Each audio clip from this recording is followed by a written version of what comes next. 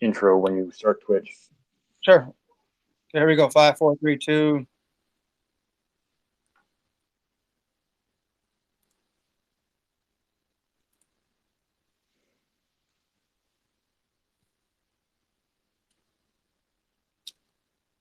I'm not seeing it come up on Hey, Twitch. Cryptonauts. Welcome back to another episode of Not Crypto.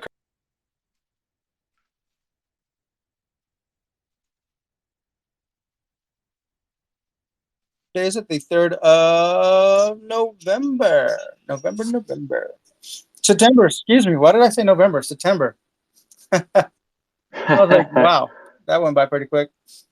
Hey, Yeah, that was a fast month. anyways, Cryptonauts, welcome back. As you can see on my screen here, we do have our coin tree up. If you guys want to support our channel, you can help donate via crypto, Bitcoin, Ethereum, BNB, Raven, BAT, Litecoin, Flux, Monero, USDC, GUSD, Multicoin, DAI, Dogecoin, SNX, Cake, Stellar, and Matic.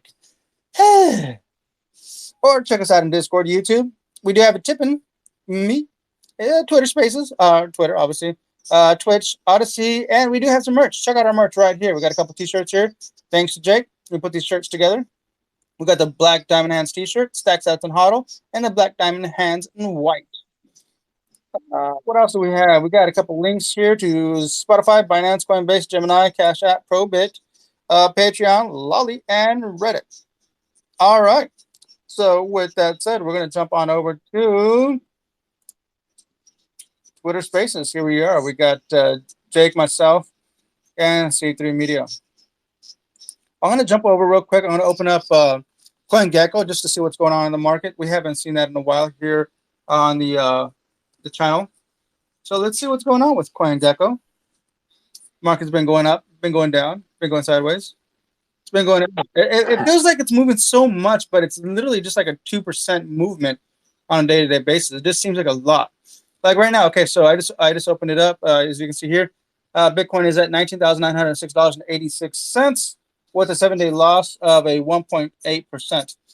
Market cap of $381 billion. Let's see, Bitcoin dominance at 37.4%. And yeah, it's pretty much been going up to what? It's been going down to about like 19.5 up to like 25, right? So it's been right around the 20K areas where it's been up and down, up and down, up and down, about $500. It just, and that's my trigger buys. Like every time it dips down to this level, okay, now I'm like, okay, this is playing with my emotions too much. Now I got to drop down my trigger buy like a 19.5. You know, anything under 19.5 is now my new trigger buy. Because I feel like this is a winter crypto winter. So as the market continues to crash, which is my expectation, I'm going to buy some more as it continues to go down. Like Jake was saying on the last podcast, that let's get it down to 3K. Yeah, no, it's kind of off line, but still, it would be interesting to see it go back to 3,000. I wonder what would happen to poor Michael Saylor if it did. I mean, he's already getting sued by District of Columbia for what they claim as being tax evasion. So it sucks. Yeah. You know, they bought all those coins at 30,000 a piece, and now they're down at 20,000, now at 19,000. It's sad. It's disappointing, but you know, he's a Bitcoin maximalist and he's Bitcoin for life, just like Dan Hill. Well, yes. But the thing is, you can hold all the Bitcoin you want, but if there's no monetary value that's being held within those Bitcoins, and I'm talking about fiat, because companies is dependent on fiat. Yes, aside from being a Bitcoin maximalist, it's a company, an American company that relies on fiat. Okay. Now, if that company goes bankrupt, we both know that Michael Saylor's company holds a ton of Bitcoin. So if they go under, oh my God, it's gonna be super catastrophic. It's gonna be way worse than Celsius, way worse than the last rug pulls on all these banks, or all these, not these banks, all these exchanges that shut down and froze all the assets. That's gonna be a big whammy right there. Well, see, but see, that's the thing. It's if the price of his 130,000 Bitcoin that he's currently holding, which sounds like a lot. I hold 130,000 of all kinds of the coins that weren't nearly as much. But 130,000 times only 3,000 is what, $400 million. It's still a lot of money, but it's a lot less than he paid for. I mean, that's a tenth of what he paid for. I mean, he paid $30,000 for all those coins, and it goes down to 3,000. That's 90% loss. It would really suck. It also sucked for all the other people who have invested in. There's a lot of people who have invested in Bitcoin over the years, last 6 years or so. Yep. Like we're talking off the air, we're talking about Riot blockchain. They also rely on Bitcoin. I think I was reading an article last week that that they were selling off some of their Bitcoin to just maintain their business, and that's normal. That's normal business for a mining company. And I guess there was a lot of FUD in that article saying that a lot of people in the crypto community were starting to fear that these Wall Street crypto companies were going to go bankrupt, and a lot of their investments going to be lost. But the thing is, it's a healthy, and what the article continues to state is that when miners sell their coin, it is actually a very healthy thing to circulate coins into the market. Mm-hmm. So there's nothing wrong with that. Don't look at that as a bad thing for the listeners and viewers out there. It's not bad. You want to see coins being circulated. You want to see activity. You want to see transactions on the blockchain. Yep. Yeah, we definitely want to see churn. Not that Bitcoin itself has a problem with churn at all. Let's pull this back over to kind of the topic at hand here: post-ETH merge, faster, cheaper. What about the miners? As I was trying to say pre-show to John, the concern really comes down to what's happening. After the merge, we got merge coming up here in somewhere between 10 and 20 days. The second, they said somewhere between September 10th and September 20th. That is a gargantuan change to this market that has been growing over the last 6 years with Ethereum, although it's definitely grown a lot more since 2018, so the last 4 years. The changes, we really need to think about. I mean, I personally don't own any Ethereum ASICs, but for those who are running Ethereum right now on an ASIC machine, when they cut people off, when they finally throw in that difficulty bomb and kick everybody off the network and it goes full proof of stake, it's gonna kill a lot of mining machines. I hope those people, I imagine they probably already have, upgraded some kind of firmware in their system to support either ETHW and or Ethereum Classic, or whatever the next Ethereum is to shift over all their ASICs to. But they're kind of locked in. I mean, that's what an ASIC is. It's locked into one algorithm. It's application specific or algorithm specific integrated circuit. It's one thing. And that's the reason GPUs are, in a sense, better, albeit not as power efficient as ASICs are. But they're not locked into that one thing. Now, Ethereum, this is the thing that's kind of funny about Ethereum in general, is Ethereum doesn't have a cap, right, like Bitcoin, right? There's no halvening on Ethereum. There's burning. They can burn coins whenever they like. But one of the things that a lot of people got into Ethereum with ASICs in the first place, and like I said, I'm not one of them, was that the promise was that Ethereum was going to be mineable indefinitely. And it's not. It's got to suck, obviously, for those people who are into it. But what we're also kind of considering is what happens to all those machines. Not just what happens power-wise. Are the people who have been using those machines just going to give up? Probably not. Nobody's just going to say, oh, well, the network's gone. What do I do now? Nothing. I just sell my machine and move on to something else. No. Some people will do that. But most people are just like, I bought into, whatever, hundreds of thousands, $10,000 into these systems. I'm not just giving up. And that's what that Chinese manufacturer guy is doing, and trying to change to ETHW. But there are other options, just not necessarily for ASIC people. So if you're running GPUs on Ethereum, which of course I think still, as John's showing here on the what to mine, it's still technically the most profitable. But I think was it NeoXA is one of the ones that jumped up recently. I know I started mining NeoXA a couple months ago, and in the last 2 weeks in particular, the hash rate for NeoXA has drastically increased. A lot of people are dropping off of ETH and moving over to Neo. And then Ravencoin is another one that's also, because they're both Kapow algorithm. So that's another place people with GPUs can go. There's plenty of other things people can mine. I was looking at, there's a Core, I think Core Mining, KOR, is fully on Kadena. if all their machines are currently on Cardano, have been mining Cardano only, and they're using mostly gold shell miners to do that, ASIC, gold shell ASICs to mine. No, of course, the name of the company, not the name of the coin. So I guess what I'm saying is that people are shifting to other projects, which is good to see. But man, when that difficulty bomb drops, it's going to be such a weird thing. It's going to be like, in my opinion, although probably not perfectly analogized, when Obi-Wan Kenobi in the original Star Wars movies hears the it was like a million voices all rang, all cried out at once, and we're suddenly silenced.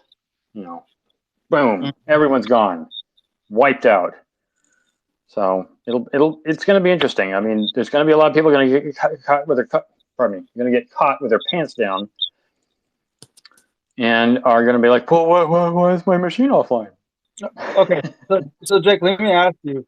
You're a miner as well. So what's the plan? What do you plan on doing? All right, so I know I've been hiding this for a while. Unless you guys can see my my Twitter handle there, it says DMO. You know, a lot of people have RVN after their name. I know Kothing does. I can see that on his. But I've been mining Dynamo since December of last year.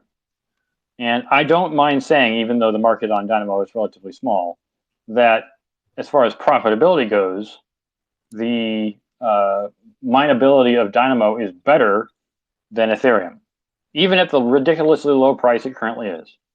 The current price of Dynamo is like 3.5 cents per coin.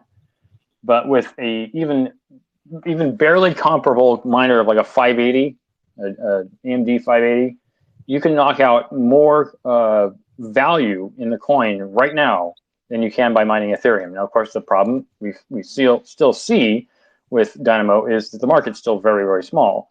I think that once this happens, people recognize Dynamo as a valid thing that they can mine. They'll be like, oh, well, I should be getting on that market. I should be jumping over there because I can use like an RX 580 and get more. Like I think what to mine was the last time I looked at what to mine for Ethereum just for a single 580, which is roughly equivalent to a 6600 XT, both AMD cards. A 580. Let's see here. I'm gonna pull up a 580 on my own. I know John's not showing that. All right, you are. Maybe you are. A single 580 on Ethereum is actually making something like with no power included at all. It's making $1.35 on Ethereum, and on NeoXA, which is currently the better one to do, is $1.80 because the price has gone up so much.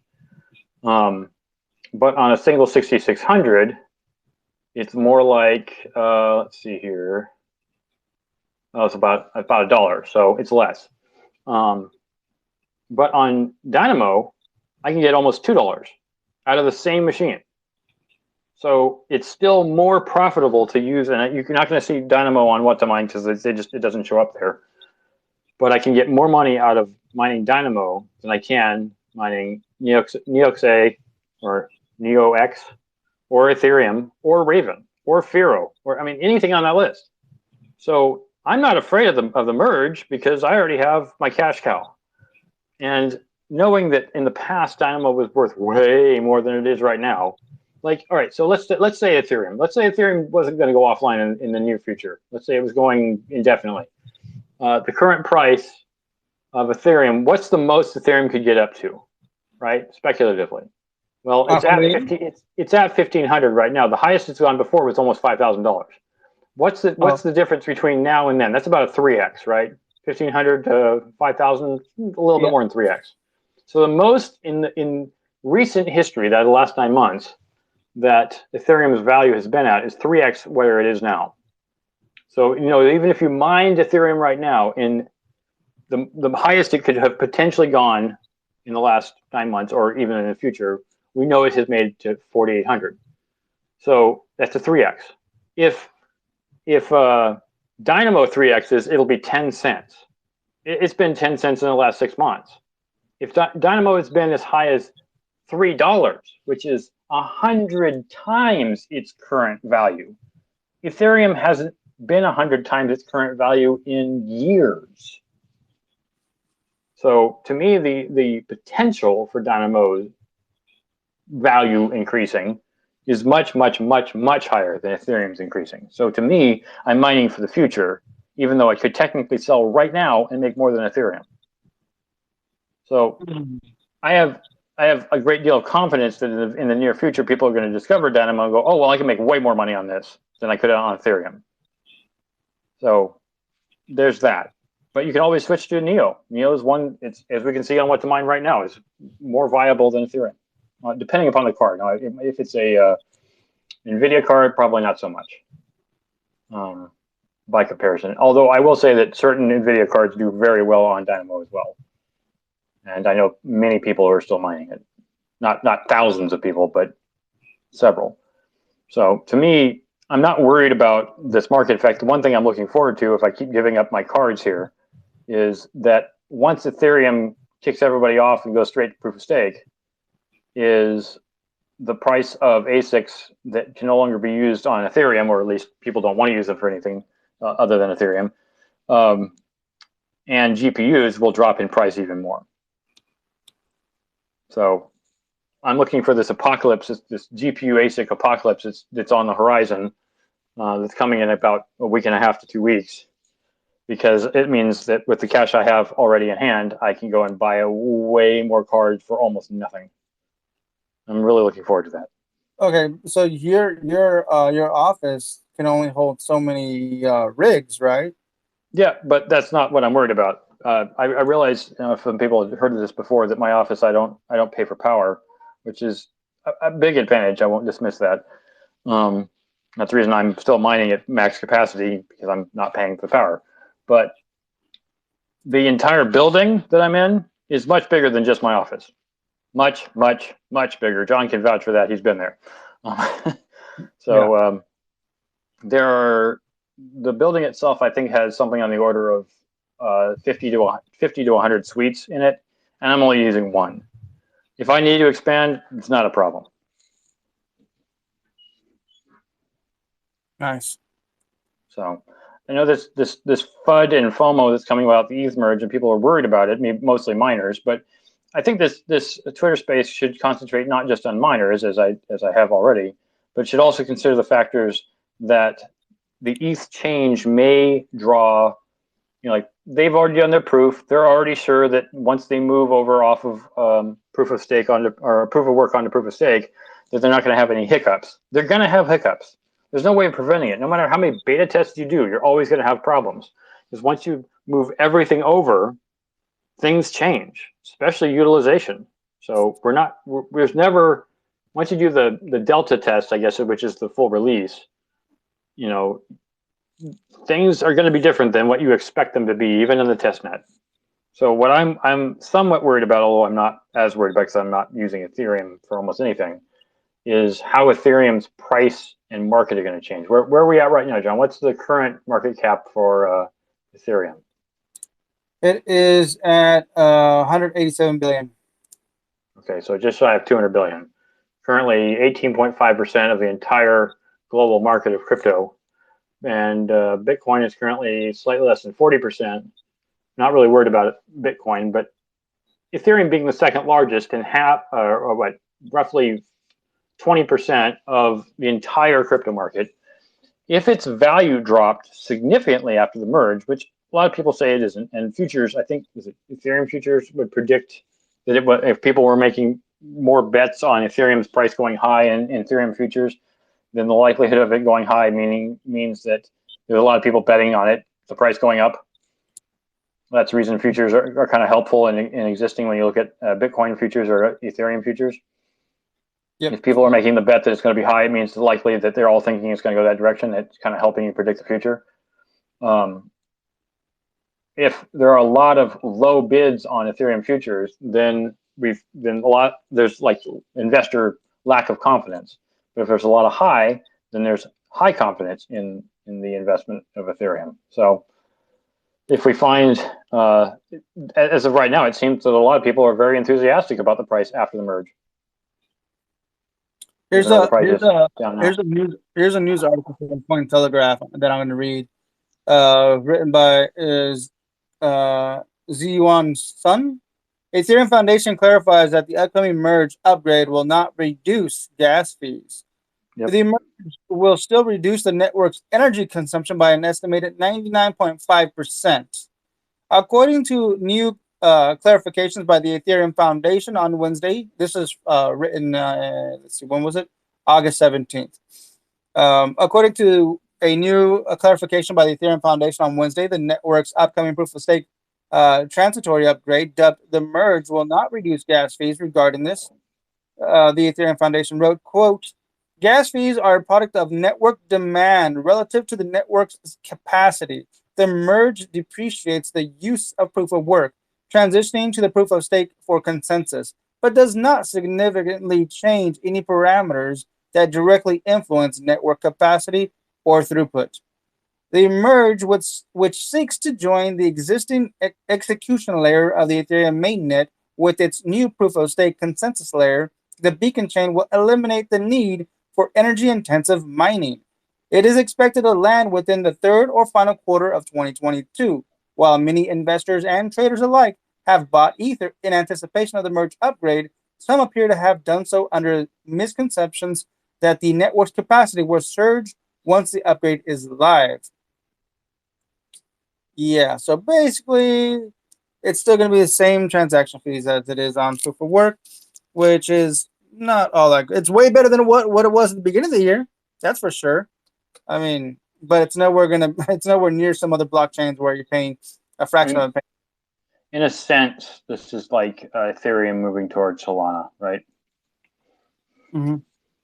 So we already know the follies of Solana, although I would say that Ethereum's network is probably slightly more secure than Solana is. But we all know that with the move away from proof of work, you lose some level of security because it's easier to compromise proof of stake than it is to compromise proof of work. Correct. So there is that concern. A lot of products, obviously, some of the biggest NFTs in the world are on Ethereum, but that doesn't necessarily mean it's safer. And I know there is that energy concern, a lot of economics. So what's the name of the guy that's doing the biomass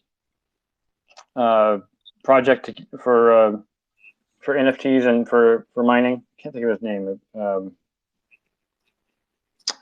We've talked about it here in the Twitter Spaces before with other people. I don't recall. You said biomass NFT creator? It's not called biomass. It's just that's what they're using. Biomass. It's not an NFT creator. It's biomass as a means of generating power for crypto. Oh, you're talking about Alec. What's the name he goes by? Isn't it? It's another Jake. I know that. Jake Menard, I think. Quoting, I know Quoting would know. No, if he can jump on. But yeah, there are other ways. I'm just alluding to it, that there are other ways we can consider for energy reduction or more effective ways of producing energy. But the thing is, to me, it's not about economics of producing. I'm not saying those are bad reasons. If we can come up with ways that are efficient and recyclable, great. I'm not opposed to it. Were you talking about renewal blocks? Yeah, renewal blocks. Yep, that's right. Renewal blocks. Right. Okay. Well, Xander's involved in it, but there was another guy. The guy that's in charge of it was the one he was talking about. I can't remember. I think it's Jake Menard. Is his name. But the point I'm trying to make about that is that is a way of generating blockchain that does not require power. It doesn't require the same levels of power. Like they're not using coal. They're not using natural gas. They're using natural methodologies, natural renewable systems. Whether it be solar or wind or biomass. But to me, it's kind of a sidestep. What we're looking to try to do is get as much power as possible, and it's ironic to see Ethereum going away from that. The one thing that my company is pivoting to try to do right now is make blockchain suck up all the power that is not needed. I guess is the best way of putting it. we have a ton of power that's not needed between the hours of midnight and noon, and a little bit in the afternoon, but mostly those hours, basically the first half of the day. And at that time, the reason that the power is so cheap is because they're trying to give it away. They're trying to get people to use it, but nobody wants it. Now, that's not true for crypto. Proof of stake is a perfectly good example of that. We need it for that purpose. And the nice thing about using it in that way is that we can direct it towards other purposes. That is supporting, ledgers, supporting tokens, supporting NFTs, supporting all kinds of other tools that are autonomous systems, and that have purposes beyond just making blocks. So to me, the ideal herein is that we need more power, not less.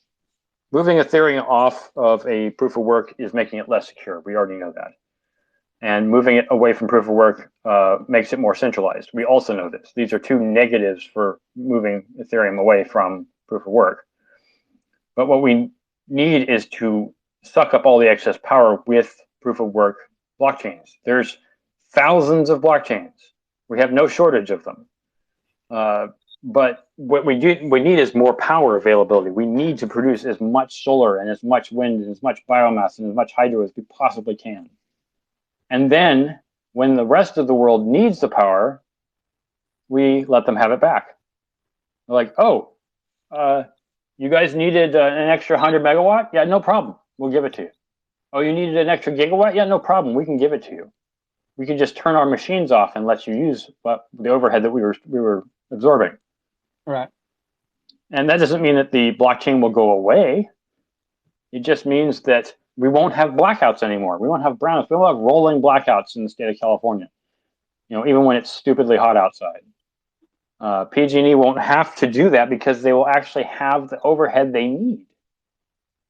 So it's a interesting problem and an interesting solution, and there's no reason why we can't make it work. But getting rid of proof of stake, proof of work, not a good idea in my opinion. But they got scared by environmentalists and decided to close up shop and move it off to proof of stake. Even though we know that the reason that Bitcoin was set up as proof of work in the first place was to make it more secure. So they're sacrificing security to appease environmentalists. Yeah. Which I don't think is a good reason to do it. When more power is what we need and not less. So anyways, I don't need to go on about that. I think that it's important to note that the post-merge ETH factors are not what they might seem on the surface. I think it's more important that people recognize that these issues are not what the media claims it is. So, well, is it going to be faster? Say again? Is Ethereum proof of stake going to be faster? I mean, do I know the consequences of this change? No. Do I know what will happen? Not really all that sure. I mean, I'm just talking about what I think will happen. Let's read an article here. Ethereum merge. How will the proof of stake transition impact the ETH ecosystem? This is once again from Cointelegraph, written by Prashant Jha. Ethereum is all set to transition to proof of stake by the third week of September, but most of the promised scalability features will only be available after 2023. The Ethereum blockchain is on the verge of one of the most crucial technical updates. Okay, we know that. Okay, here we go. The discussion around the transition began with the focus on scalability. So Ethereum developers proposed a 3-phase transformation process. The transition itself is nearly 2 years in the making. On December 1st, 2020, which launched of Beacon Chain, initiating phase 0 of 3-phase process. The Beacon Chain began this shift to proof of stake, enabling users to stake their Ether and become validators. However, phase 0 did not affect the main Ethereum blockchain. The Beacon Chain exists alongside Ethereum's mainnet. However, both the Beacon Chain and mainnet will eventually be linked with the merge. Phase 1 was meant to launch in mid-2021, but was delayed to early 2022, with developers citing unfinished work and code auditing as major reasons. From phase 1 onwards, ETH2 will house Ethereum's entire history of transactions and support smart contracts on the proof of stake network. Stakers and validators will officially step into action as ETH2 will take mining out of the network. Phase 2. The final phase of the transition will see introduction of Ethereum Web Assembly, or EWASM, over the current Ethereum virtual machine. WebAssembly was created by the World Wide Web Consortium and is designed to make Ethereum significantly more efficient than it currently stands. Ethereum WebAssembly is a proposed deterministic subset of WebAssembly for the Ethereum smart contract execution layer. The EWASM was specifically designed to replace the EVM, which would see implementations in phase 2. Marius Ciobotariu, co-founder of the Hubble Protocol, a decentralized finance lending platform, told Cointelegraph that he's not really worried about the delay, as any new technology with such vast implications on the ecosystem would take time. Quote, proof of stake is not live yet. However, I do not see this as a concern. I do understand the merge has taken longer than some would expect, but with new technology and the opportunity for critical issues, a non-rushed approach is the best one. As the merge goes live, I'm confident more protocols will show up. We'll continue innovation within the Ethereum community, something I have and continue to enjoy seeing, experiencing. The upcoming merge will see the current proof of work main net merge. We know this. Okay. Barney Chambers, co-founder and co-developer at cross-chain DeFi platforms Umbrio Network, told Cointelegraph that the merge will be challenging. The accumulation of Ethereum will centralize in the hands of validators who already hold the majority of tokens. The Ethereum Foundation claims that the merge will not impact the price of Ethereum, but the merge will cause a fundamental shift in the way that new tokens are distributed, and this will have a dramatic effect on the price of both Ethereum and the entire cryptocurrency ecosystem, end quote. The proof of work mining difficulty level will skyrocket due to the difficulty bomb, making it unable to conduct mining at economically viable scales. The difficulty bomb is a code ingrained in the Ethereum protocol since 2015. It is set to execute every time a specific number of blocks have been mined and added to the blockchain. It makes the mining activity on the existing proof of work blockchain significantly harder. As a result, Ethereum's proof of work chain would be compelled to stop generating blocks, as the difficulty bomb would make mining a block nearly impossible. This situation is described by the developers as an ice age. The bomb's simple goal is to encourage miners to merge completely, which will increase the adoption of the proof of stake chain. The transition to a new proof of stake network became necessary for Ethereum, given its expanding ecosystem, leading to several network congestions and very high gas fees. Over the past year, however, the narrative has also shifted towards proof of stake being more environment friendly than proof of work. While some laud ETH2 as paving the way for more environmentally friendly protocol, Patricia Trumpter, CEO of carbon neutral crypto mining company Sphere 3D, has other thoughts. Trumpter told Cointelegraph, quote, proof of stake only leads to unnecessary spending and misallocated energy resources as band-aid solutions, and marketing schemes like the Change the Code campaign don't offer any solutions to a fully industry shift towards renewable resources, end quote. Patricia believes proof of stake rather than dismantle crypto's decentralized infrastructure, pushing power towards the wealthiest holders with unimpeachable control over users, end quote. Post-merge ETH issuance will drop about 0.6 million per year, with a similar 2.7 million ETH burn, meaning a net 2.1 million ETH burned per year, or minus 7% in yearly ETH supply, making it a deflationary asset. ETH miners will be out of business officially once the difficulty bomb hits, being forced to mine other proof-of-work coins with the same hashing algorithm for their existing equipment or fully exit the market. Ethereum co-founder Vitalik Buterin has predicted that the transition would not only help scale the network, but also bring down the energy consumption by 95%. The transaction processing speed is expected to get on par with centralized payment processors. However, none of these features would arrive with the merge on September 19th.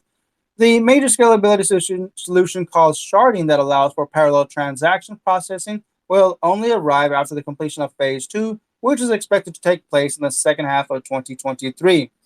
Daniel Dizon, co-founder of CEO of non-custodial and liquid ETH staking protocol, the Swell Network, told Cointelegraph, quote, "The merge represents a significant change to Ethereum's underlying economic model and hardware requirements, resulting in massive energy output reduction. It is expected there will be a significant demand for ETH as rewards from participation in ETH staking will be increasingly significant from priority fees and MEV capture. The implications of the merge is not fully priced in. Increased demands and reduced issuance for ETH will result in structural upward pressure on price compared to existing state of Ethereum today." Does the merge make Ethereum a security? Here we go. This is a big one. I've been hearing this recently, and everyone's starting to freak out. Okay. Apart from the technical and financial impact of the merge, the biggest discussion seems to be around whether Ether would qualify as security once the network makes the move to proof of stake.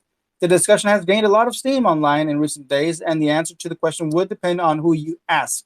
The debate around Ethereum securities status was prevalent long before the transition to proof of stake came into the picture. The debate gained a lot of momentum after the United States Securities and Exchange Commission filed a lawsuit against Ripple, deeming its sale of XRP tokens as a security. Many XRP proponents have since pinpointed to pre-mine of ETH and have often blamed the SEC for giving Ethereum a free pass. The confusion and dilemma around security status arise from the lack of clear regulations for the crypto market. While lawmakers agree that Bitcoin can be regarded as an independent asset class, the status of Ethereum has been a topic of debate. Adam Levitin, a research professor at Georgetown University Law Center, outlined what could make a proof of stake-based Ethereum network a security in the eyes of regulators. There's a couple tweets there.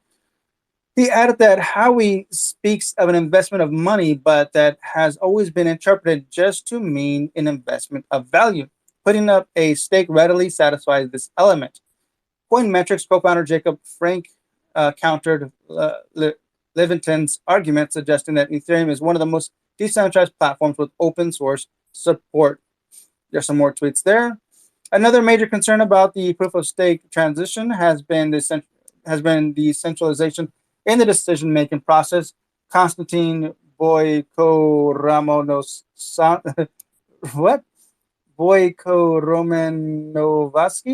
CEO of rewarding monitor and block transaction validation platform Allnodes, told Cointelegraph, quote, "While the risk of centralization with Ethereum's new consensus mechanism proof of work exists, it is ways away from being realized. So far, the strong community behind the Ethereum network has tackled every challenge, and there is no reason to assume that the issue of centralization won't be resolved either," end quote. I don't know about that. The Ethereum blockchain has become the backbone of the DeFi non-fungible tokens and decentralized autonomous organizations. While the ecosystem will continue to support such nascent use cases, the true transition to proof of stake with sharding and high scalability features will only be available after 2023. The success of ETH2 will highly depend on the execution of the final phase, but many market pundits are still skeptical about it, given the past delays. And that's the end of the article. There was a lot there. Yeah, no kidding. Yeah, I don't know if they've said anything that wasn't already obvious, but it is good to be updated on what's going on right now. I'm not so certain that Ethereum is dead. It's certainly going to continue because there's so many things based off of it, and so many people heavily invested in it, as opposed to those who just invest in Bitcoin as a store of value. But yeah, as you made mention that the fees aren't going to go down, it doesn't seem to say that the speed's going to go up. So do we turn to Cardano? Do we turn to Solana? Do we turn to any of the other proof of stake coins that exist? I was reading another article, and it did say that the fees will not be going down. If anything, they will be remaining at its current price, and if anything, it'll be going up. So if that happens, guess what? I'm sure a lot of people are already considering moving to another chain, especially as these chains become agnostic towards other programming languages. So it's Yep. easy to migrate their chain to, or their project to other blockchains. So Right. that's cool. I think it almost comes down to a comparative tool of software. A lot of people use Microsoft because it's been around forever. Whether it's reliable or not, it's just a question of familiarity. Do you know it? Can you use it? Is it something that you like? Maybe you don't. Linux Well, is a useful tool, but it's not so much useful as a desktop. And of course, Mac, of course, is a useful desktop tool for media creation. There's all kinds of purposes for Mac OS and iOS. But it's I think how to make this analogy. Ethereum's just becoming just another proof of stake, right? It's got a massive number of projects sitting on top of it. So people obviously trust it. But if it's just another who gives a crap what it is, then it's really a question of what are its features? Are the features of Ethereum comparable to those of Solana, Cardano, Cosmos Hub? Are they good? Are they useful? Are they what you need? I mean, we know for a fact that you're not stuck on a particular blockchain, especially if they're similar blockchains. It's like somebody took a copy of Ethereum and just made another blockchain, or somebody took a copy of Bitcoin and made another blockchain. If they're copies of things that are familiar, it's not going to be that difficult to move, unless you have a lot of things on your database that just don't move easily. It's fine. It's understandable. It's hard to move a database. I've done it before, but it's a factor of not just familiarity but utility. Is Ethereum useful as a proof of stake? I think that the three popular languages for crypto currently are Solidity being one, C++, and JavaScript. I think those three languages are the ones that are mainly used when it comes to crypto projects. Obviously, a lot of people are familiar with Solidity thanks to Ethereum, and guess what? A lot of new chains that are up and coming are being agnostic towards Solidity, so that means they can easily port their project over to their chain. So yeah, I think there's gonna be a lot of projects making this decision in the future, in the next 2 to 3 years, depending on the outcome of Ethereum. But you got to keep in mind that Ethereum, unlike other chains, Ethereum does hold a lot of liquidity in these other chains, just hold a fraction in comparison to Ethereum. So, all right, but all right, no, to your point, unless your company is doing more than $1 billion, things like Raven, perfectly viable. As far as liquidity goes, what's the market cap? Tell me, what's the market cap of Raven right now? Let's check here. Raven is currently at 327 million. Yeah, so a third of $1 billion. Is that not enough for most businesses? I mean, if you only need a couple $1 million for liquidity, Raven will work. What's NeoX? What's NeoX's liquidity right now? It's probably a lot less. NeoX. That is 5.9. Yeah, $5.5 million. That's nothing compared to Raven. Yep. So I mean, if you're looking at market cap and functionality, let's just go to the main list of CoinGecko of all the coins. And we got, Bitcoin, Ethereum at the top, then Tether USD, Binance USD, BNB is one, right? Very, very high liquidity, $45 billion.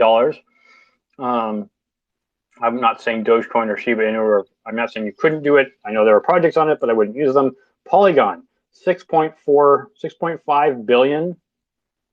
I think there's plenty of liquidity there, and Polygon's pretty quick. Obviously, a lot of people are basing other coins on Polygon. Tron's another one right after it, 16th position, 5.7 billion currently. Plenty of wiggle room. Yeah. There are plenty of businesses out there that aren't even close to being worth anywhere, not even $100 million of their entire business value. I know my business isn't anywhere near even that. We're not even near $1 million, but the flexibility there is really a question of, are we talking about a multi-billion-dollar business or a multi-million-dollar business? Most businesses are in the multi-million-dollar space. So if the coin even, I mean, I guess my business could base itself off of NeoXA, because $5 million, that's much higher than we are. So I mean, if you're looking at a world market, I mean, even from a company operating in the United States, you can't operate internationally without doing all the international integrations.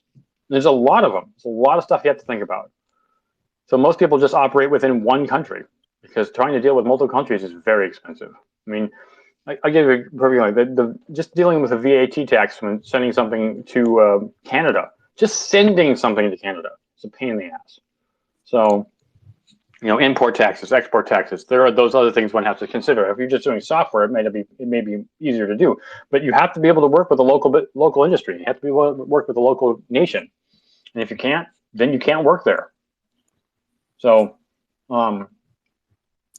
the value proposition, if we're talking about like Ford Motor Company or something of that sort, that's a hundreds of millions of dollars or billions of dollars company, yeah, they're probably going to go something bigger like Ethereum. Mm-hmm. But most companies, just because we talk about Google or Facebook or Nvidia or Ford or Tesla or something, I don't think those companies are going to be jumping into crypto at this level anytime soon. I know Google is. We already know Google is, but they're not dedicating 50% of their profit to crypto. So, do you know why the difficulty mining bomb was put in place for Ethereum? The difficulty bomb is so people will stop mining it, right? Okay. Aside from that, so this is the thing. Do you recall the first time there was a fork in Ethereum? I don't remember. When was the first fork in Ethereum? Ethereum Classic. Okay. Oh yeah, no, ETC. You're right. That was the first hard fork when they moved over, and then the other guys stayed on the old Ethereum, right? Right. That actually hurt the Ethereum main chain, or the Ethereum chain with Vitalik's chain a lot. They were supposed to take that community with them. They ended up maintaining the original chain, and thus was birthed the Ethereum Classic chain. But to prevent this from happening, that's why the difficulty bomb was installed. And now you have no choice other than to accept what's coming for you, or go somewhere else. Basically, that's what the ultimatum is. Either you join us or you go somewhere else. That's sad. You can't even fork it, man. You can't even fork it, is what they're saying. Right, you have to copy it, which is what the ETHW chain is, right? Yep. But as we discussed many times, the problem with the ETHW chain is that just because it's a proof of work chain doesn't mean it has any of the number of projects that Ethereum proper has, or what will become Ethereum 2.0. My question is, the ETHPOW, what value? So that's always a question that everybody asks when they're trying to get into a new project, into a new crypto blockchain, is what value does it bring to the community, to the world, to me, to you? What chain? What does it bring? Like you, for example, you said Polygon. What does Polygon do? It's affordable. Well, it's a chain that works with other chains, isn't it? It's a way of bridging chains. Yes, but it's super affordable to move it from one wallet to another, right? It's a fraction of a penny. It's very affordable. Yep. That's why it's great to buy on an exchange, move it over, and then once it's moved over to the wallet, then convert it to whatever coin you want. Transaction fees on Polygon are very low, and that was deliberate. Yeah. So with this ETH proof of work, what value does it bring to the community, to the world, and to the future generations? So I don't know anything about it other than, hey, we're gonna fork because we wanna maintain proof of work. It's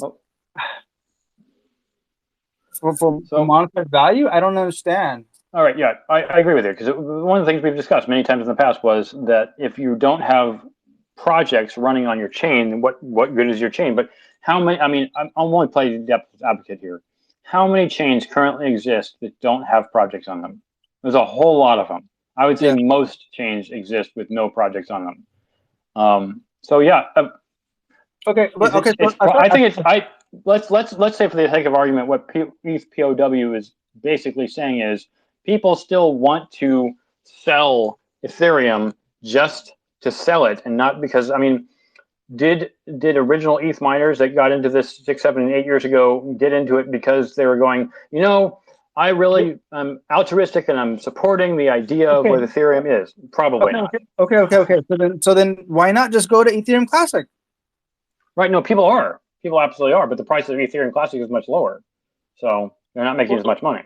So what's the futures on ETH POW? I know there's a futures out there. There were some IOUs. I want to see if I can find it real quick. Yeah, no, that was one of the factors. I from what I can tell, people are currently bullish on ETH, so they're saying that the price of ETH is going to go up. I think it's currently at $53.20 right now for the ETH POW IOU. Okay, that's comparable. That's actually comparable to ETH Classic, then, isn't it? ETH Classic is at $32.49. 32. Okay, it's slightly less. Well, I guess close to half as much. Right. Well, ETH Classic has no cap, right? It'll just going indefinitely. And well, the same thing with ETH POW.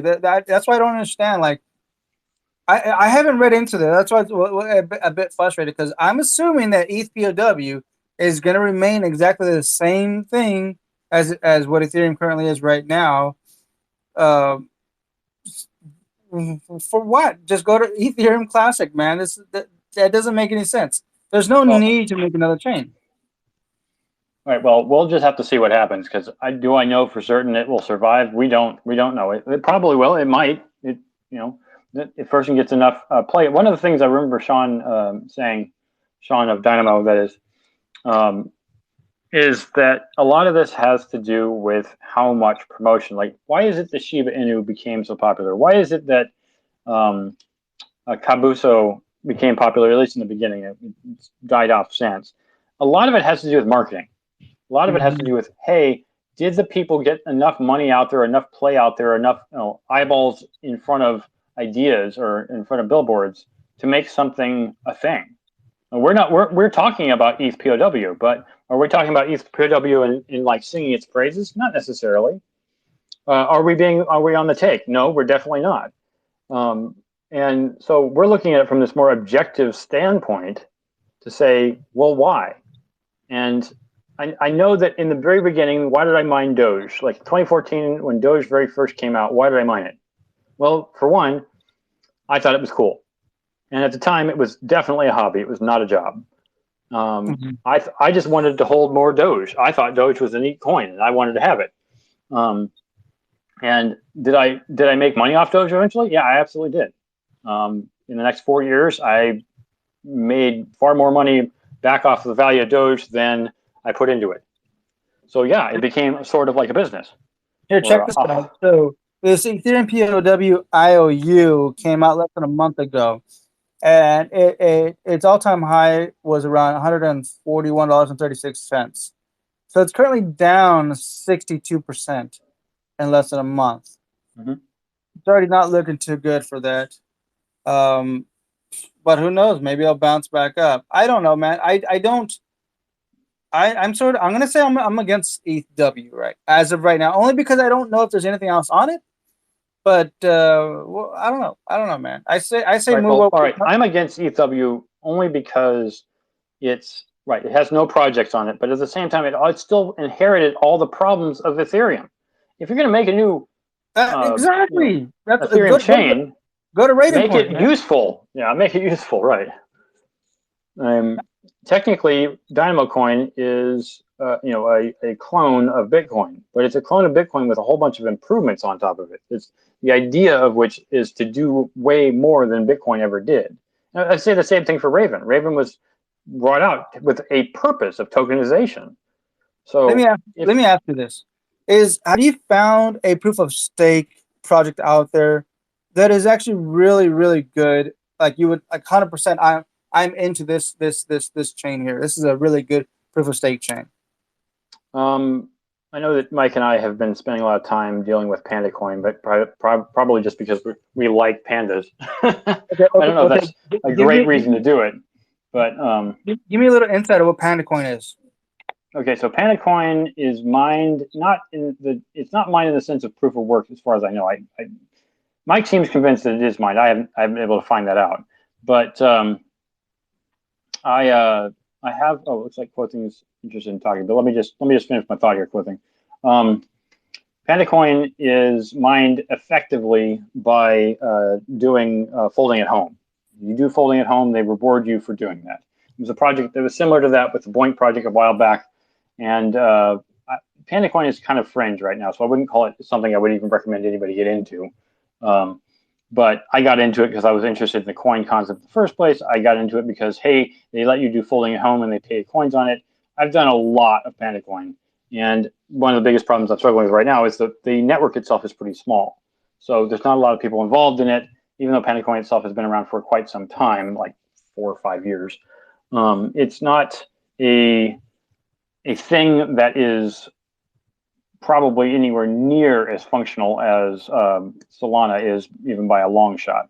So to me, it's kind of like, oh, great, it's here and it's functional and it's something you can use to get rewarded by having done folding at home. But it's not exactly a full-fledged, blockchain tool that I would advise people to check out. And do I even think it's going to be something in the future that's going to be super valuable? Not necessarily. The one thing I do like about it is that once you've acquired enough proof of stake coins, after I think it's 90 days, you start earning, as it shows there, 2.5%. It's not a lot, Okay. but Let me just read a little bit off of the Panda Coin white paper. Sorry, Quoting. I just want to read this real quick and we'll get to. This says the Panda Coin network serves as the fundamental core in the decentralized system that powers a digital currency with a significantly minor bar for entry for potential users. Attributing both SHA-256D as a proof of work mining algorithm as well as proof of stake with up to 2.5% APY. This network is secured by real cost hardware and its stakeholders that hold stake within the network for a fixed period of time. Using both proof of work and proof of stake hashing algorithms, Panda Coin can serve as a day-to-day digital currency, fueling e-commerce spending in the ever-expanding digital economy. Panda Coin digital currency can be used for any goods or services the user sees fit, removing the need for centralized and greedy services that thrive on crippling e-commerce innovation through overreaching hands and service fees.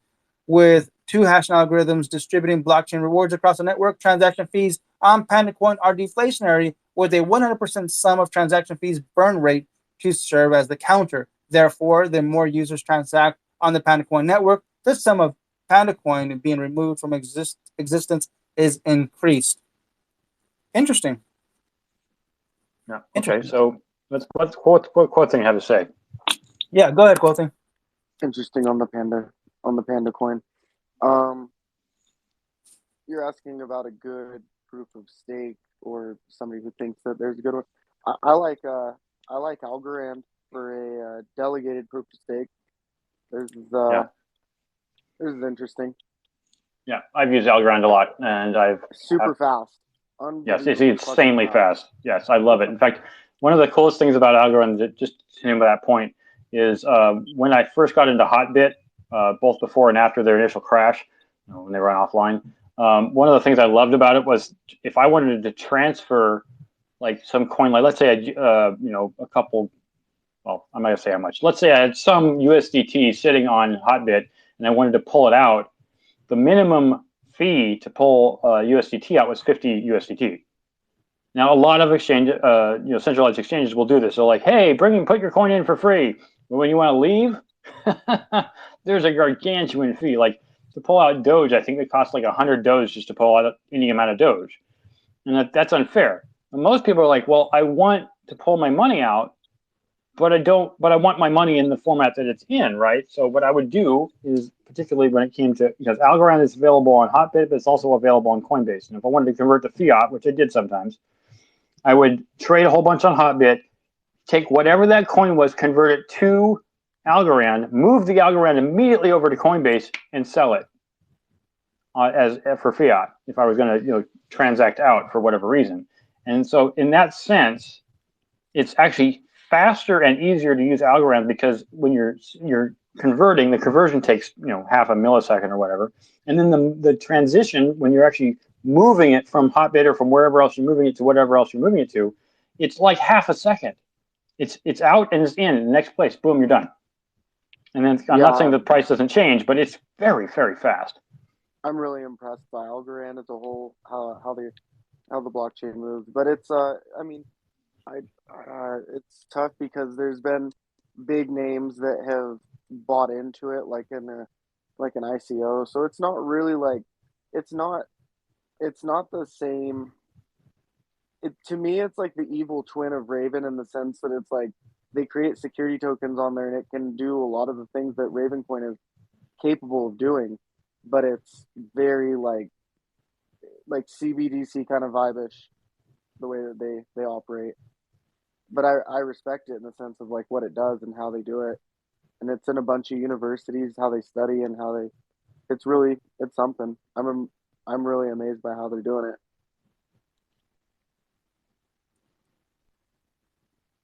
I'm surprised that John hasn't mentioned Hedera, right, John? Yeah. Well, yeah. I was continuing to look. I was looking up Algorand. Yeah, it's fascinating, man. I'm reading through it. And honestly, prior to this, I haven't looked into it. I knew it existed, but yeah, this is pretty cool. That guy Salvador whatever, he's really fucking smart, and I've listened to him do a couple speeches, and he's really smart, and like he talks about like the trilemma of blockchains and how there's always like the battle between decentralization, security, and speed, and how can you solve all of those things. And his ideas are different, and they're not like many other decentralized ideas. It's a good point. But yeah, I was only bringing Panda Coin up because we were recently talking about it. As far as like my favorite proof of stake, I'm not sure I have a favorite proof of stake. I'm pretty darn dedicated to proof of work, as it is I run a mining operation, and proof of stake doesn't really afford me much value. I am interested in the idea of doubling down on both proof of stake and proof of work in the same chain, and that's what I really like what Dynamo is doing. And Dynamo is supposedly really close to completion of their 70-30 split on proof of work, proof of stake. I'm really looking forward to see what happens there, so people can actually get into Dynamo. I'm hoping this brings it more into the mainstream, where people are like, oh, I can just buy a number of Dynamo and contribute to authentication on the blockchain, which I think is very good. Holding a lot of Dynamo myself, it is of interest to me, but I liked the security factor in that Dynamo is not 50-50. It's not 50% proof of work, 50% proof of stake. It will be 70% proof of work, 30% proof of stake. And so it will, I think the way that they put it was the proof of stake aspect will contribute to blocking the possibility of a 51% attack, making it effectively an 80% attack, if that were even possible. So let's see, Brian Jason has something to say. Oh, maybe not. Really quick, so I want to say mine. So obviously Hedera is one of those that's coming out with a proof of stake mechanism. It's supposed to be rolling out, I think, before the end of the year. They're still tinkering with the little things. But a lot of their wallets currently in the Hedera community have already integrated the code for staking. So you can pretty much choose whatever node you want to stake your coins on and earn some return on that. And that's me, dude. I mean, I want to earn a little extra for my. That's why I was like all in on Celsius, because I always like to earn that little extra back. Why just let my coins sit there and do nothing? So I'm always looking for products that I can earn a little extra. So that's the one reason why I really like proof of stake coins, because I earn a little extra back. Another one that I'm working with is not working with that I'm invested in is the Harmony One coin. That's another one that I'm earning some coins off of. And that's the only reason why I use them. They have a huge community behind them, But that's not really my interest. I want to earn. Is it wrong to be greedy and say, hey man, I just want to stake my coins and earn some return back? You know, Fuck yeah. that's where I'm at, dude. Fuck yeah, You that's know, greedy, John. come on. It's the opposite of the ideals of like of the cypherpunks in my opinion, of course. It's very not the style of cypherpunk is you take ownership of your own and nothing can take that from you, right? Right. And I feel like that's a lot of the problem of that's exactly how banks feel. That's exactly how you know what I mean? Like, oh, if I could just squeeze a little bit more off the top, then it's all good. Yeah, very good point there. So, one of the things that my dad was an accountant, and he always talked about what's his name, Milton Friedman, the father of modern economics, said this in 1972, and he talked about how greedy the banks. Well, that was 1972, before there were really computers involved in banking, or at least the very early days of it. And he predicted the e-currency concept, which eventually became Bitcoin. But the point I'm trying to get at was my dad was always concerned about how the banks would just like, well, we're going to send this money over to you, and it's going to take about 3 days, but it's not going to officially be in your account. So we're going to continue to earn interest on it until it gets into your account. I'm like, really? You guys are that petty? Really? Yeah, they were, and they still are. That's the reason that they were in favor, to some degree, of the ACH, the Automated Clearinghouse System, taking, through the Patriot Act, an additional 24 hours to transfer your money anywhere. I mean, as we just mentioned about Algorand, one of the great things about sending with Algorand is you can send any amount of money anywhere in less than a second. With the bank, you got to wait 24 hours because of the Patriot Act in the United States. So, yeah, I'm not saying that I'm into money laundering. I'm not. But I do think that a lot of the Patriot Act does cause people to hinder their money transfer just because the government's paranoid. And it may not be the only reason. I honestly don't understand it all, but I think I wanted to say this before, and I'm only going to step in a little bit on it, so I want to make it a future topic, but I will bring it up again. Personally, outside of any of this stuff, I am against income tax. I know this has nothing to do with what we're talking about explicitly other than it being money, but I don't think it's the government's business to know how much money I make. And it would take an immense number of laws off the books if people would stop caring what people make. Like, look, I get it. They want to know. I get it. But what I really would wish they would do is just say, hey, we'll get you at the sales point instead of at the income point. Like, you make as much money as you want. We don't care. When you buy something, then we'll tax you. And at that point, I think it's fair because then you can get both people who are doing things legitimate and people who are illegitimate. Even criminals got to buy shit. So we're a consuming economy after all. That's literally how this entire thing operates. Yeah, it's capitalism, right? This is a perfect way of doing it. Now, I know people will complain, and I know I've talked about it for ages. I used to do not personally, but I used to go to a meetup in the Bay Area about this exact topic. That we don't need to do it on income. We need to do it on sales, because at that point it's like, well, then what do you tax, right? Do we tax food? Do we tax housing? What things do we tax? I said, no, you tax everything. Everything gets taxed, and that way you get your money. And then people actually see the transaction rather than as it works right now, where people have all their money taken out before they even get it. We could always have a more efficient system too. Just saying. Yeah, no, there are other ways, but there's a lot of kickbacks in the current system within large companies, and that's one of the BS things that's happening. So I'm not saying we're going to change this right now, but it is a topic I'd like to talk about in the future, because it's so incredibly important, but it's absolutely a problem with what's currently going on. The government's like, well, you can't do that. I'm like, hey, tax me when I make money. Put a value-added tax on what I'm doing. I don't mind. I think that's a good idea. Europe's been doing it for years. But taxing what I make, not important. Not important to your productivity. We already know that the people who make the most money pay the most taxes. Well, if you want to make it fair, those people who have a lot of money are going to spend a lot of money. So they're going to pay more taxes anyways. And the other thing is, and this is my last point to it, is when you're if you put all the taxes on sales, it then makes people think about what they're buying, and then they become better saving persons. You decide when you pay taxes if it's all on sales, and then if you want to save money, you get to choose when to save money. It's in your court. Enabled. Subsidies enabled all of this because it's money that's already gone. That's all I'm going to say about it.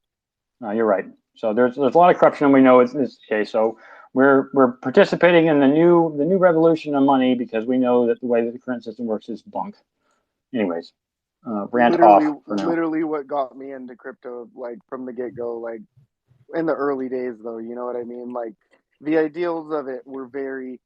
I hate to say it because everyone always wants to depoliticize Bitcoin, right? Oh, Bitcoin's apolitical. No, it's fucking not. It's because I don't fucking trust you, and I trust myself, and I trust this computer, along with the entire network of them, to do the job that all of you fuckers have failed to do over and over again. Over and over again. Or you're doing it to fill your own pockets, right? I should get off my fucking soapbox. No, you obviously have a point. So I mean, and I do it. Like I said, the next time, I hope we can do this in the next Twitter space that we talk about crypto in a sense. I don't want to talk about it this time, although I have spoken to Mike, and Mike, I know, is in agreement with this. I think we could title the next one, John. We could title it "Decentralized Exchanges" and talk about. That would be awesome. Yeah. Talk about trading your money without having to lose track of it. I really care about those ideals, and I think that everyone should, right? Like that is as American as you could possibly fucking get. Yeah. Well, I would say it's probably accurate. Freedom. Is literally why. That's why we became a country.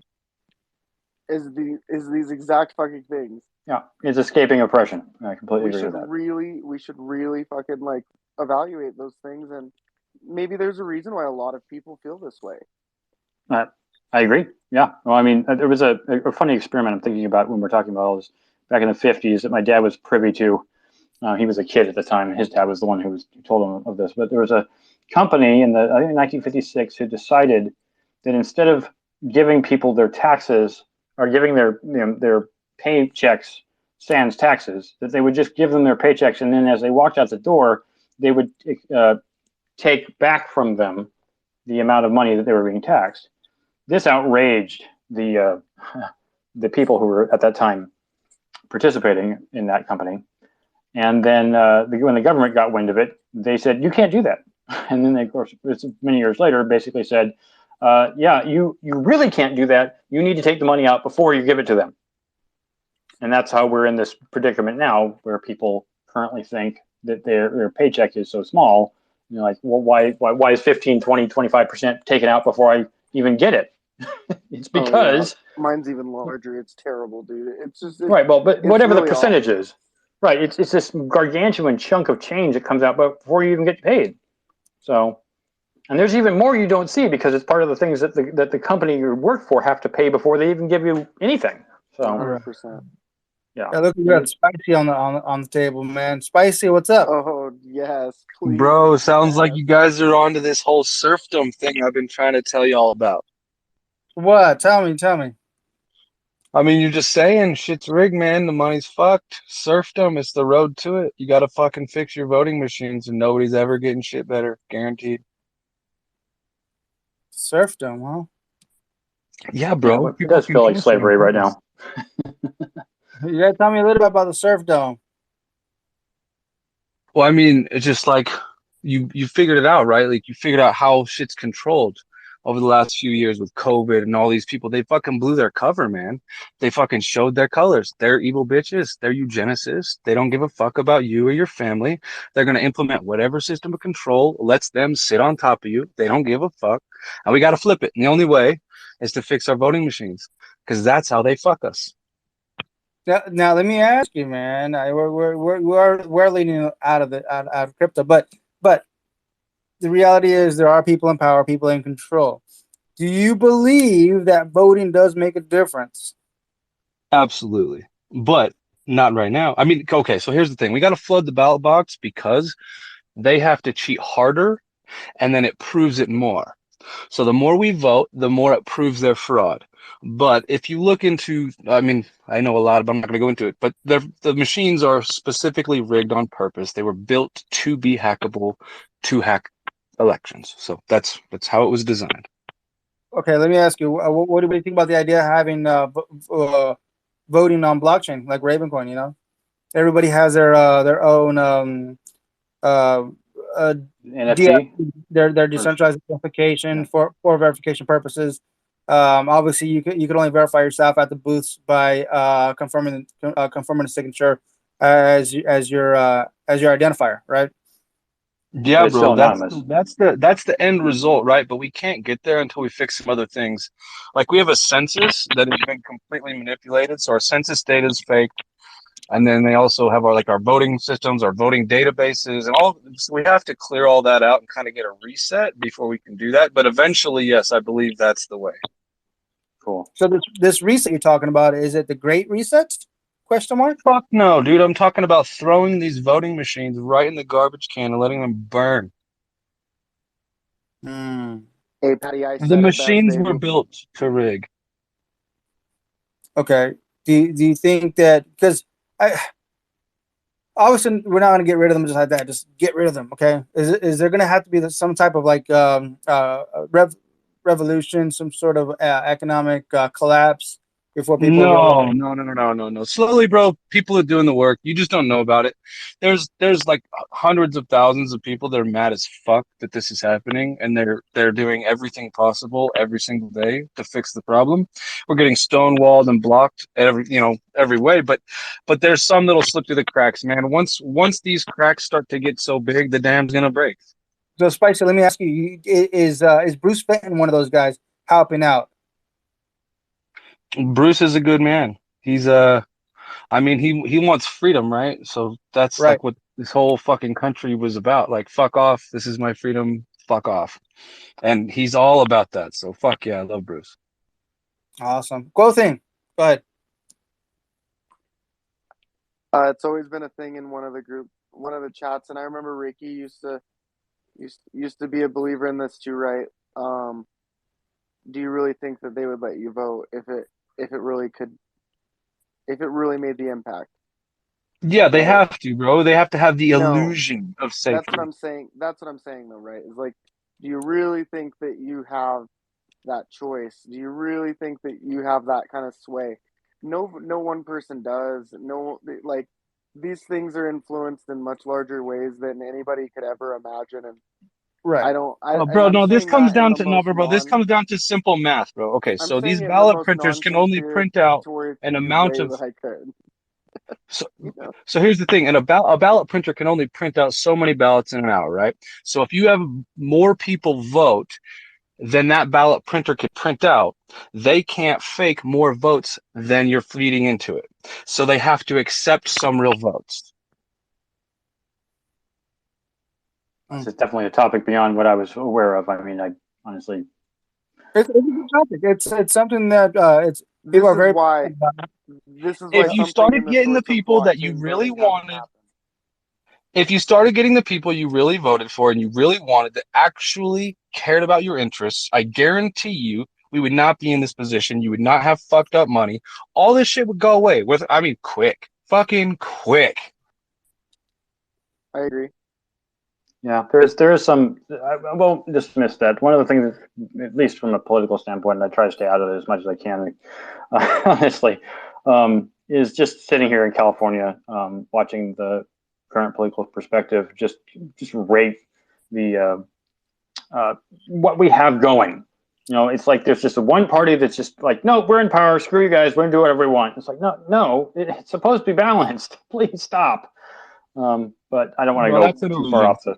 Yeah, I That's an know. illusion. It's okay. It's fucking one party, two teams. A team, B team. You've got A team that's fucking the Republicans because they can push it through looking real clean without people noticing. The Democrats, they're dumb. They're B team. They fumble shit. They fuck up. It doesn't matter. They still push the ball down the fucking field, and they're both going in the same direction.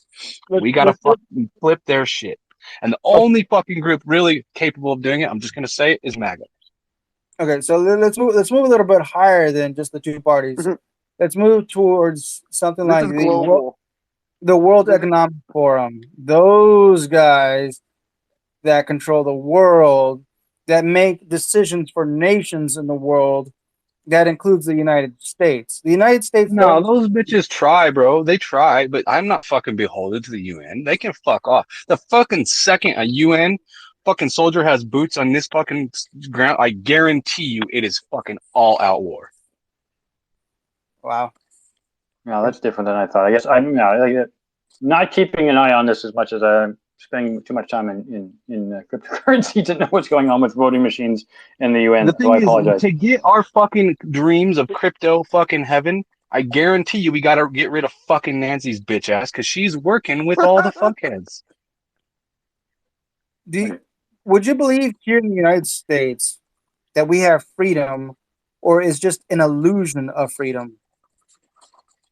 You're on the plantation, bro. It's just as simple as You that. guys You're let on the Spicy- fucking Virtual plantation. You guys let Spicy have the mic. I mean, Go ahead, man. Go ahead. I'm listening, Spicy. Go ahead.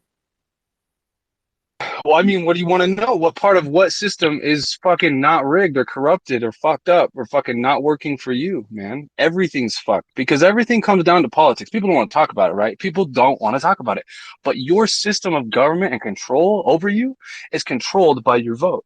And if we don't have votes and they just flip votes electronically using extremely powerful computers, well, that shit's fucking gone. And you can never expect anything to go your way. Why would you? That's fucking stupid.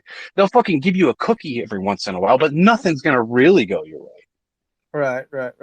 Yeah, it does seem like that. I mean, I can't dismiss the number of theories that people have going about what actually is going on, but I know what's going on. I promise you. I've spent thousands of hours on this problem. okay. Well, I have been on I both wouldn't sides say of the anyone part. Both, really knows. It's very multifaceted. yeah, And I would say there's that's just probably. as many. I think there's just as many good actors as there are bad. There's just not capable, and that's really Well, what a people lot have of it fucking. comes I down mean, a lot of it's controlled by manipulation with whatever kind of dirt. I mean, this. Do you know about Dennis Montgomery? Don't know that name. to. I don't know. So Dennis Montgomery created some software or some technology that the government used in some of their products that allows them to Oh, fully you're talking about decrypt. the CIA. He worked for pretty much all agencies, but yeah, he did work for the CIA. I just read. I just finished a book of. His name was briefly mentioned in there, like in like 2 pages. Yeah. Okay, so Dennis Montgomery built some technology that captures packet capture data of anything that flows over across any network they decide to watch. They have every single bit of every single thing that went across every single network for fucking everything. Bro. They literally have everything. And guess fucking what? He just sold the fucking technology part of that company to Mike Lindell, the fucking pillow man. Oh, motherfuckers! Okay. Yeah, but the government won't let him say shit, though. The government's like, nah, you can't say shit because that'll fucking make us look super bad. I don't know about that. Mike Lindell does just kind of say whatever he wants to say from what the interviews I've seen, but I don't have an opinion about him. It just I mean, here's the talks a thing. lot. This is not about right or left. This is not about Republican or Democrat. This is not about any of that stupid shit, bro. This is about your fucking freedom and my fucking kids' freedom. And dude, it's fucking real. Yeah, I think I agree that there are a lot of things. Sorry, go ahead. I was just gonna say I think it comes full circle too. I mean I think that blockchain voting in some kind of way, like you prove that you're a citizen and it gives you like in the way that an Ethereum wallet is generated or a Ravencoin wallet is generated, boom, there that is, and that's how you're able to vote on voting day. Dude, Like, I'm with you and that's the only time you 100%, can right? do it. And Yeah, I get what you mean, and you're talking like voting machine manipulation and this and that. But I think it should be open source coding. I think it should be like. Well, And yeah, again, no, but I think it should be paper first. First, it needs to be on paper. We need to get a couple baseline elections. And then, yes, I completely agree that we need to have a completely secured blockchain voting system where you're fucking They know it's you. You're fucking ID'd, and boom, you get one vote. That's the only one. It's on the blockchain. It never goes anywhere. It's immutable forever. Dude, that's the fucking way. Yeah. Yeah, no, that would probably be my problem, because then there's no way of manipulating it. At that point, everybody can see it. Everybody has a copy of it. They can see what happened, when it happened. They don't necessarily know who you are because you're, of course, anonymous on the blockchain. But I mean, eventually, some people would probably figure out who's who. Right? We already figured out with the Tornado Cash, different addresses that people claim to Don't get me own. started on that, dude. I know. I'm just making a point about it. I'm not trying to get into the Tornado Cash. I'm just You making can just relevancy. hash everything, bro. You can even encrypt your hashes. Dude, you could fucking, like, there's no way they can get your shit. I guarantee. I know that's absolutely true. I'm just saying that, like the factor of people knowing who people likely are, that's, the government's going to do their stupid blacklisting BS. But what I'm basically getting at is that it would be nice to have a truly publicly authenticatable way of proving that the people who voted are real people. And it's like, there's a lot of claims during the last election of people who were dead who voted. And I didn't see, I mean, other than just the reports, what people are saying, I personally haven't gone and looked at any of that data in person. So I can't say yay or nay to whether or not it's true or not. I'm just seeing what people have claimed. Do you know how they get that data? Which data? The data you're talking about to show dead voters voted or whatever that may be. No, I don't. I haven't looked into it at all. So what they do is they get the voter rolls, right? And then they do what's called a canvass. So they physically get in their car, drive out to the locations of these places where they say they got 7 votes, and they say, hey, does this person vote? Live here? And the person will say, fuck no, it's just me and my grandma. I've never voted in my life. And they're like, well, you got fucking 12 votes coming out of your shit. And they're like, nope, that's fucking bullshit. And so they write that down. Okay, fake. And then they go to the next house and they do that a lot of times, and they have a bunch of people do this, and that's the data you're talking about. Okay, so you're saying that they're actually physically going and checking to see who voted and who didn't? Yes. Okay. Well, I mean, that's good to know that someone's going and checking.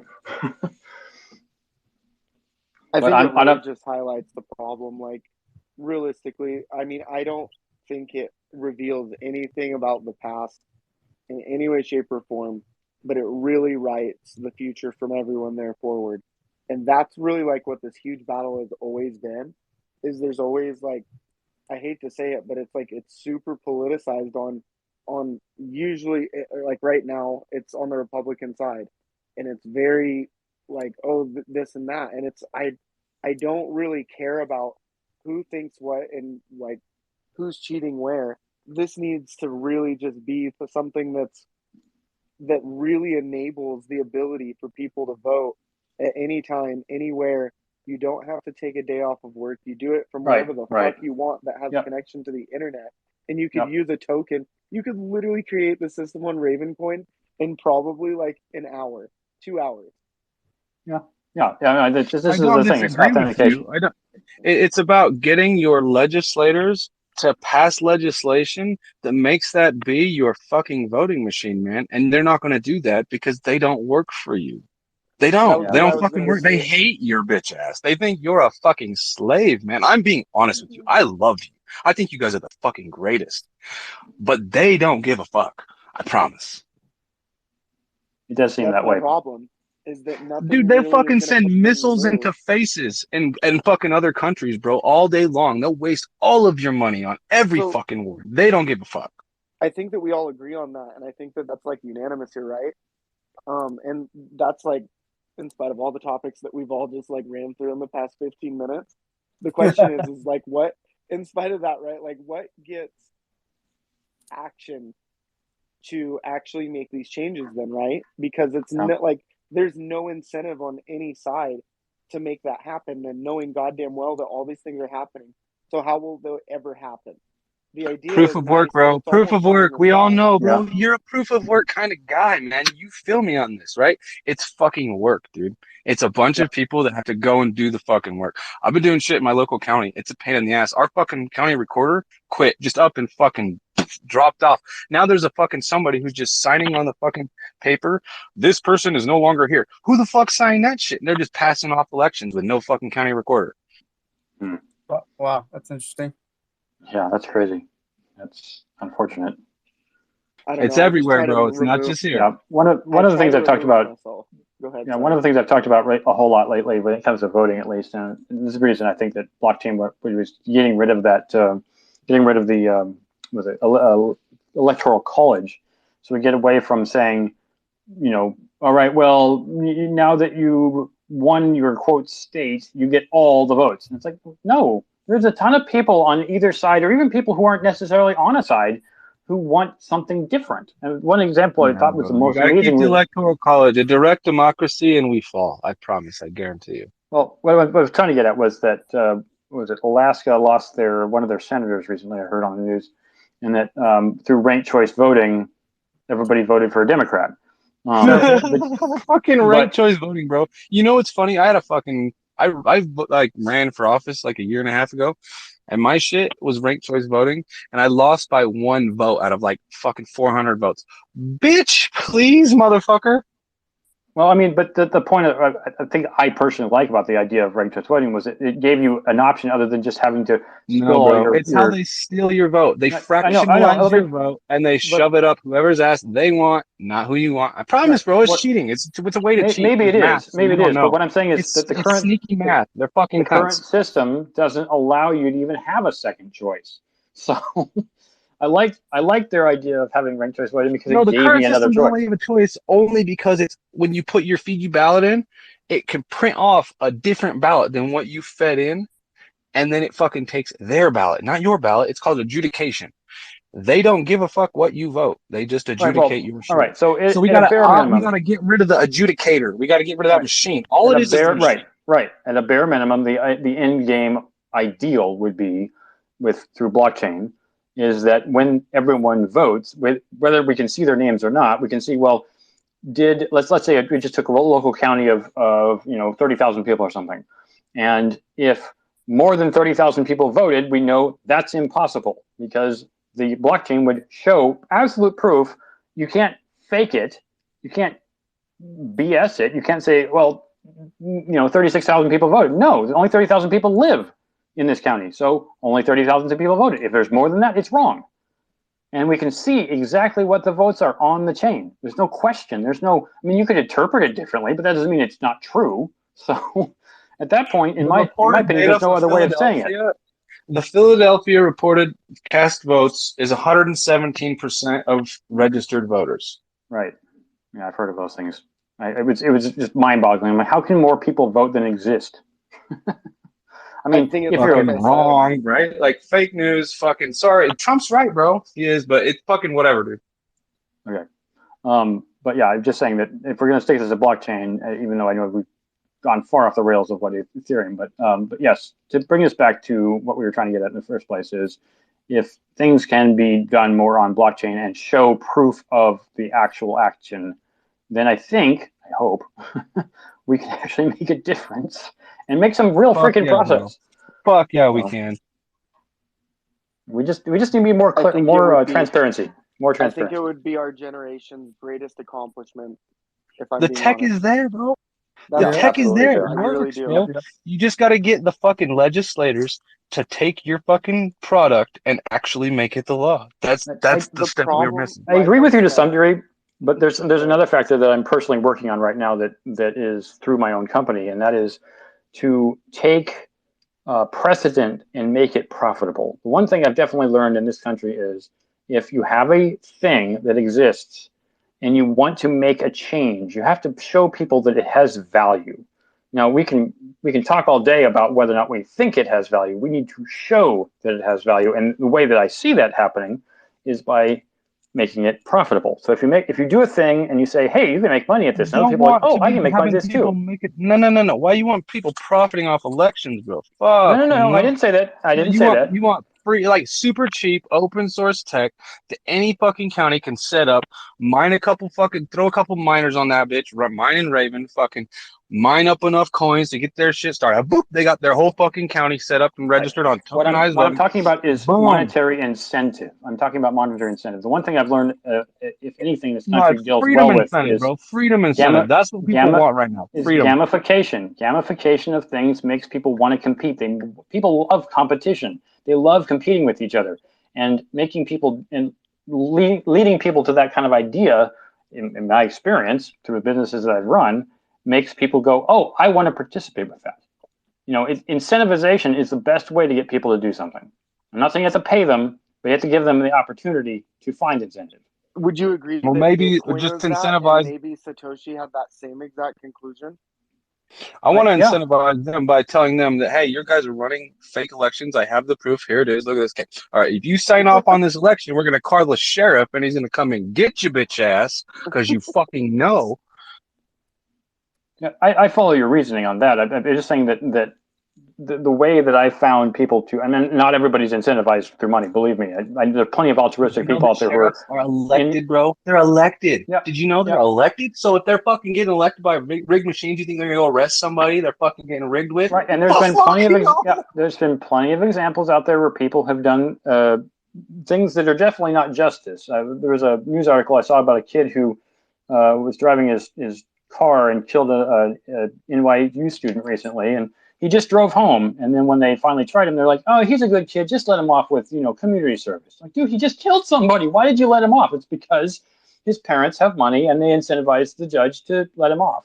That's not justice. That's sad. It's BS. So, in that sense, it's like, yeah, I would like money to get out of politics. I'd like money to get out of justice, out of the justice system, because it makes it unfair for people who don't have money. But what I'm saying is that with a public ledger like blockchain, it's not, at that point, anybody can do it. Anybody can be involved in the proof of work that goes into it. Anybody can get into it with like $1 or 50 cents. People have $1. If you can buy coffee, you can buy cigarettes, you can buy $1 worth of crypto. So, and if you have a phone, you can buy friggin' $1 worth of crypto, and then you can participate.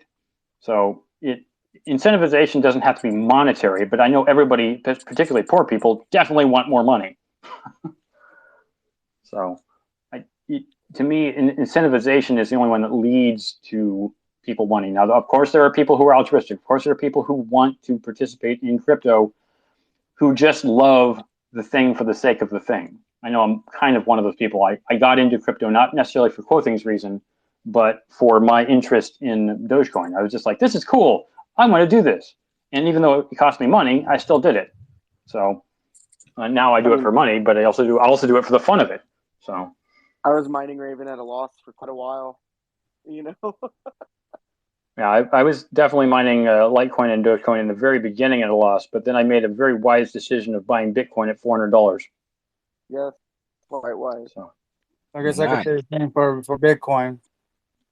I was just a cheerleader on the sidelines. How about that? Wasn't that cool? Yeah. So it's the same thing. The one thing I was actually saying this earlier. I want to make one thing before we sign off here, because we've only been on for a little over an hour.